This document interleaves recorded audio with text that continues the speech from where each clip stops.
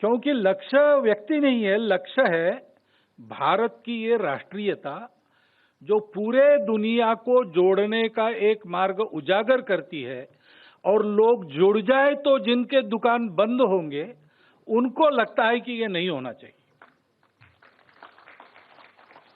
और स्वाभाविक है, वो विचार मानवता का ही है।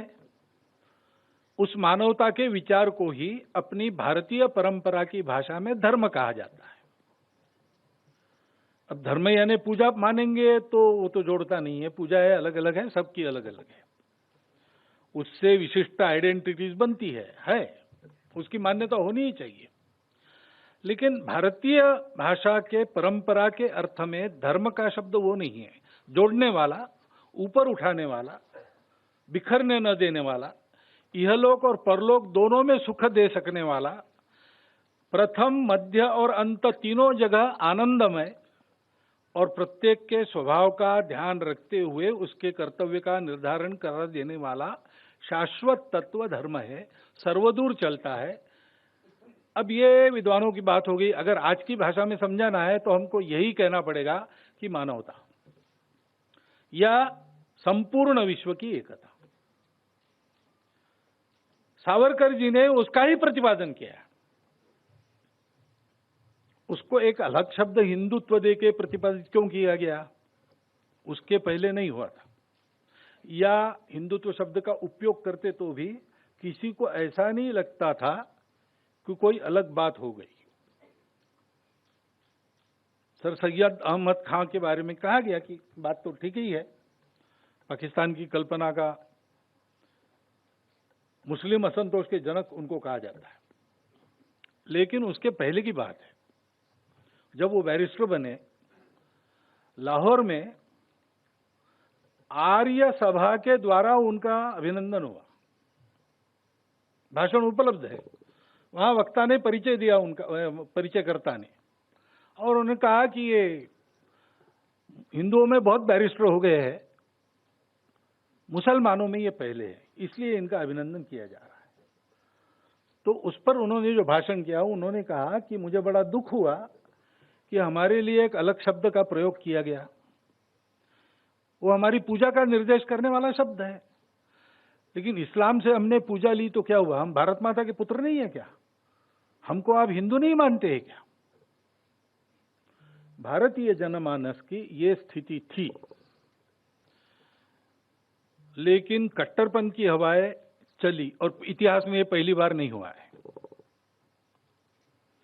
इतिहास में जब दारा शिकोह हुए, अकबर हुए, तो उसके बाद औरंगजेब भी हुआ जिसने चक्का उल्टा घुमाया। इसलिए जब मावरकर जी कहते हैं कि उनका नाम नहीं होना चाहिए, दारा शिकोह का होना चाहिए, बोलने की तब भी आवश्यकता थी। सब बोलते तो शायद विभाजन नहीं होता, क्योंकि जिनको समझाया जा रहा था हमारे देश में कि आप अलग हो, आपकी पूजा, आप अलग रहो, नहीं तो ये खा जाएंगे आपको, यही डर भरा गया ना। उनको हमको ये समझाना था कि भाई इस देश में ऐसा कभी हुआ नहीं है, बाकी सारे देशों में ऐसा हुआ है दुनिया में, लेकिन हमारे यहाँ तो विश्व का हर देश जब भी दिग्भ्रमित हो लड़खड़ाया, सत्य की पहचान करने इस धरा के पास आया, भूमि हर दलित को पुचकारती, हर पतित को उद्धारती। ऐसा हमारा देश है, यहाँ जितने आए उतने विद्यमान है और सब चल रहे हैं और सबका स्वागत है, स्वीकार है। इसलिए अलगाव की बात मत करो, विशेष अधिकारों की बात मत करो। एक बार प्रमोद जी महाजन नागपुर में आए और पहली बार नागपुर के मोमिनपुरे में उनका कार्यक्रम रखा गया, सार्वजनिक भाषण।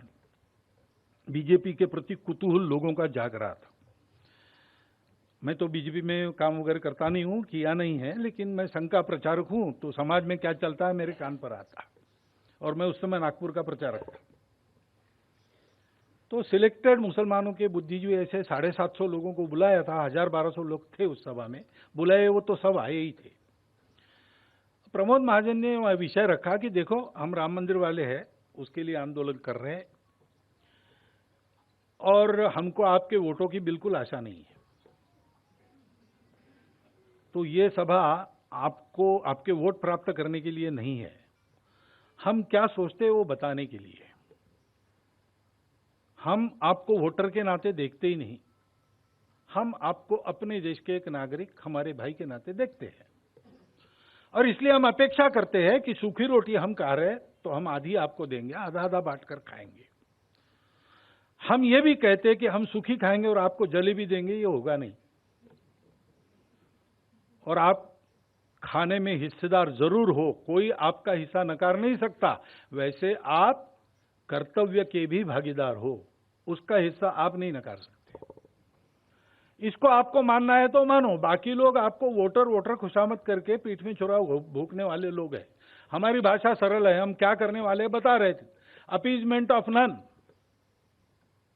ये हमारा नारा है।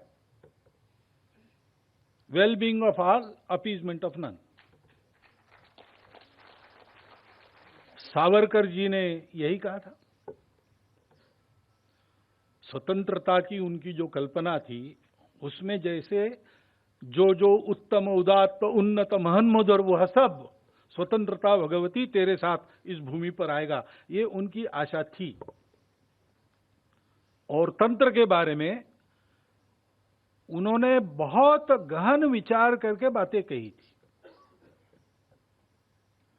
एक के बाद एक उनकी भविष्यवाणी सत्य होती हुई हमने अनुभव की है। स्वतंत्र भारत हुआ तब उन्होंने कहा कि युवाओं का मिलिटराइजेशन होना चाहिए, क्योंकि हमको लड़ना पड़ेगा। एक तो देश खंडित हुआ है, शांति के लिए देश के विभाजन को हमने मान्यता दी, लेकिन ये सदा की झंझट मोल ली हमने, अब हमको शांति नसीब नहीं होगी, इसलिए तैयार रहना पड़ेगा। उस समय भारत के शायद संरक्षण विभाग में विचार ये चला था कि अब तो सेना की कुछ आवश्यकता नहीं, तो क्यों न कुछ फैक्ट्रीज लगाई जाए जिसको सेना चलाए। और 62 में दिखा दिया सेना की कितनी आवश्यकता है। तब से बातें बदली, लेकिन अभी अभी तक यही चल रहा था कि सुरक्षा नीति चलेगी परराष्ट्र नीति के पीछे पीछे। इसलिए कोई कुछ कर रहा है, नहीं नहीं नहीं नहीं, चुप रहो, क्योंकि दुनिया क्या कहेगी। अब 14 के बाद पहली बार अनुभव आ रहा है कि परराष्ट्र नीति सुरक्षा के पीछे पीछे चलती है। तो अगर लोगों को लगता है कि ये सावरकर जी का युग आ रहा है, तो इसमें कोई गलत बात नहीं है, क्योंकि ये देशभक्ति का युग है, ये अपने राष्ट्रीयता के गौरव और असली पहचान का युग है। ये अपने देश के सब लोगों को उनके जाति, धर्म, पंथ, भाषा, प्रांत को बिना देखे कर्तव्य और अधिकार दोनों में बराबरी की भागीदारी सिखाने वाला युग है। हिंदुत्व का अर्थ यही होता है ना।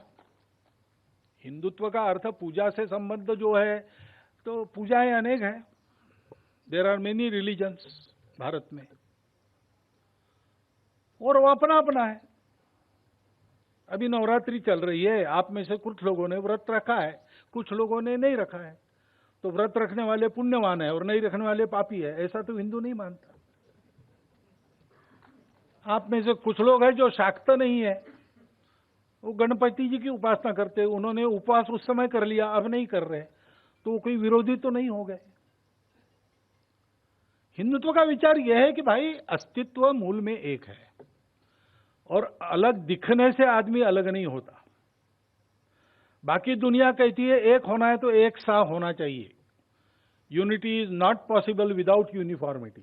हमारे यहां बिल्कुल अलग विचार है। हम कहते हैं विविध होना, अरे हमारा आनंद है, हमारा उत्सव है, हमारा अधिकार भी है, सृष्टि का श्रृंगार भी है। भगवान को लगा मैं एक हूं, अनेक हूं, इसलिए तो सृष्टि उत्पन्न हुई, तो हम अनेक हो रहे हैं, ये आनंद की बात है। लेकिन हम विशिष्ट है, विविध है, अनेक है, इसका मतलब हम अलग है, ये बिल्कुल नहीं होता। एग्जिस्टेंस इज वन, केवल मानव नहीं, चराचर सृष्टि, जो विज्ञान भी आज सिद्ध करता है। सावरकर जी शुद्ध वैज्ञानिक मनोवृत्ति के थे। अभी बताया, सावरकर जी यानी तर्क, किसी भी बात को उन्होंने आंख मूंद कर स्वीकार नहीं किया। प्रत्यक्ष अनुभव के धरातल पर और बुद्धि के तर्क के आधार पर जो सत्य उनको प्रतीत हुआ, उन्होंने बेबाक कहा, परिणामों की चिंता नहीं की। मेरा क्या होगा इसकी बिल्कुल चिंता नहीं की। उनका जीवन तो मेरा क्या होगा इस थीम पर चलने वाला जीवन था ही नहीं। स्कूल में पढ़ते समय उन्होंने प्रतिज्ञा की थी कि देश की स्वतंत्रता के लिए सर्वस्व समर्पण करके मैं जीवन जीऊंगा। तो उन्होंने कहा है उनकी उस कविता में, जिसको चिरायु जी ने उद्धृत किया, दीप्तानलात निज मातृ विमोचनार्थ हा स्वार्थ जाळूनी आम्ही ठरलो कृतार्थ। मातृभूमि के मुक्ति का ये जो प्रज्वलित अग्नि है, उसमें हमने स्वार्थ को जला दिया और कृतार्थ हो गए, और इसका कोई पश्चाताप नहीं। मेरा बड़ा भाई वो जेल में है, उसकी तुम्हारे वेदी पर बलि चढ़ रही है। छोटा, मैं स्वयं भुगत रहा हूं, छोटा भाई भी कारावास में है, लेकिन ये क्या है, हम अगर 7 भाई होते तो सब तुम्हारे ही ठंडेल पर हम बलि देते। उस कविता का नाम है मृत्यु पत्र। अंडमान से उन्होंने अपने भाभी को भेजा, वापस आएंगे कि नहीं आएंगे पता नहीं, तो पत्र लिखते थे और प्रतिभाशाली थे, ओजस्वी कविता। तो वो कविता उन्होंने लिखी, उसमें सब विचार ऐसे ही है। ऐसे प्रखर व्यक्तित्व वाले सावरकर जी, वो किसी बात को आंख मूंद के स्वीकार नहीं करते थे। उन्होंने बहुत चिंतन किया, परिस्थिति का चिंतन किया। आप ये मत समझिए कि मुसलमानों के शत्रु थे। उनकी उर्दू गजलें भी है एक से एक। अंडमान में वहां के बंदियों को उन्होंने अपनी उर्दू गजलें भी सुनाई। वहां मुसलमान बंदी भी थे, स्वातंत्रवीर भी थे। तो इतना उनका अध्ययन निरीक्षण था और सबके मनों को वो जानते थे। तो सज्जनों से कैसा व्यवहार करना और दुर्जनों से कैसा व्यवहार करना आता था। मुख्य पाला उनका दुर्जनों से पड़ा, तो उनकी भाषा वैसी हो गई।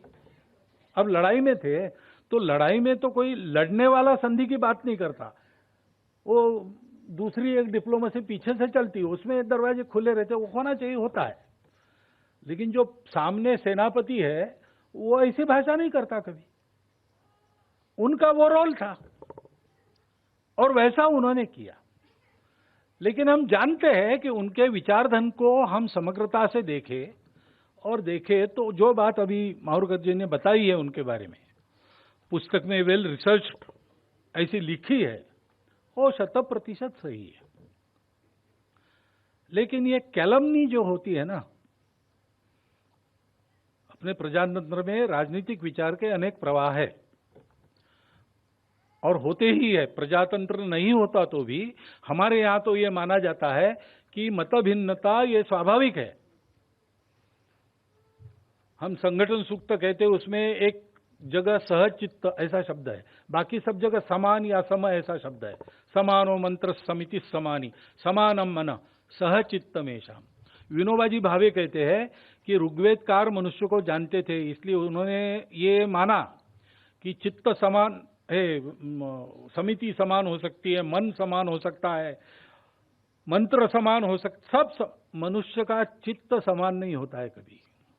इसलिए मत एक बात के अनेक लोगों के हमेशा अलग अलग होते हैं।